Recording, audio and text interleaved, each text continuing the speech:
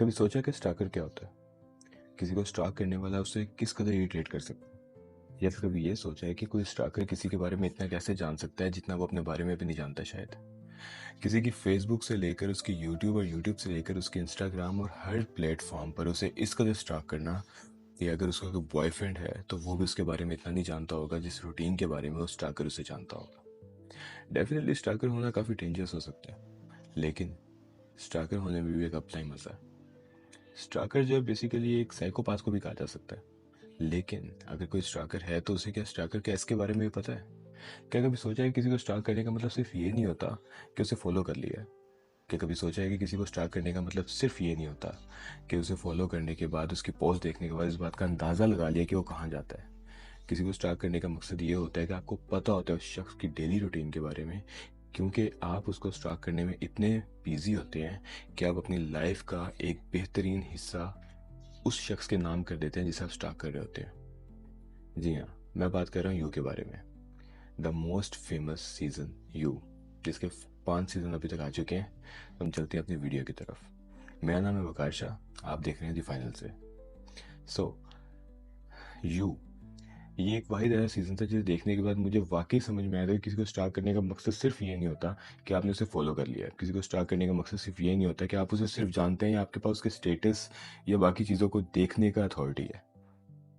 इस सीज़न ने मेरी पूरी की पूरी लाइफ बदल दी थी। स्टॉकिंग के हवाले से इसने मेरी लाइफ में ऊपर से नीचे तक हिला के रख दिया था कि मुझे ये एहसास होने लग गया था कि किसी को स्टॉकिंग के बारे में एस भी नहीं पता कि स्टॉकिंग कैसे होता क्या है। लेकिन इस सीज़न में सबसे खूबसूरत चीज़ उस बंदे की स्टॉकिंग है। यकीन करो, एक वक्त ऐसा आता है कि शायद उसकी स्टॉकिंग पे भी आपको मोहब्बत होने लग जाती है। या एक शख्स आपके पीछे इतना दीवाना है, आपको इतना स्टॉक करता है कि वो आपके बारे में, आपकी हर एक चीज़ के बारे में जानता है और आपकी हर एक चीज़ के कपड़े के रंग के बारे में भी जानता है। If you know what I want to say. तो किसी को स्टॉक करना बहुत बड़ी चीज़ होता है। सीजन 1 एक ऐसा सीजन था जिसको देखने के बाद, उसके पहले 2-4 एपिसोड देखने के बाद यू कैन इमेजिन कि एक दुकान पे काम करने वाला, एक बुक स्टोर पे काम करने वाला नॉर्मल इंसान किसी को स्टॉक करते हुए उसके अंदर इतना गुम हो जाएगा कि वो एक लवर बनेगा, और एक लवर बनने के बाद एक मर्डरर भी बन जाएगा और एक साइकोपाथ डिक्लेयर हो जाएगा। ये उसी सीरीज का नाम है।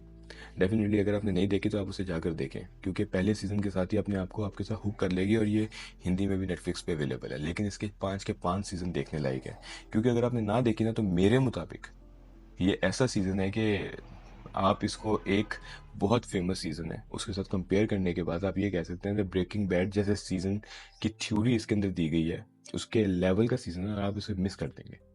तो अगर आपने नहीं देखा यू तो आप उसे जाकर देख सकते हैं। इसका जो लास्ट, और अभी द लास्ट ब्रीथ के नाम से एक ऊपर स्लोगन दिया गया था यू का, तो वो अभी अभी गुजरा है। और वो पूरा पूरा नेटफ्लिक्स पे अवेलेबल है। आपको पूरे 5 सीजन वहाँ पे अवेलेबल मिल जाएगा। और जिन लोगों ने देखा हुआ है वो मुझे उसके बारे में ज़रूर बताइएगा कमेंट्स में कि आपका यू के बारे में क्या ख्याल है। और मैं अगर यू के बारे में बात करूँ तो हैरान कर देने वाला, हॉरर, थ्रिलिंग और ऐसे ऐसे टर्न्स बीच में दिखाए गए हैं कि बत्ती गुल हो जाती है इंसान की। देखने में मज़ा आएगा। अगर नहीं देखा तो लाजमी जाके देखिएगा। 1-2 एपिसोड तक आप उसके हुक जब कर जाएंगे ना, आप उस बंदे से कुछ भी एक्सपेक्ट नहीं कर सकते कि वो किस मोड़ पे किस हद तक जाकर क्या कुछ कर सकता है। अपना बहुत सारा ख्याल रखिएगा। मिलते हैं अगली वीडियो में।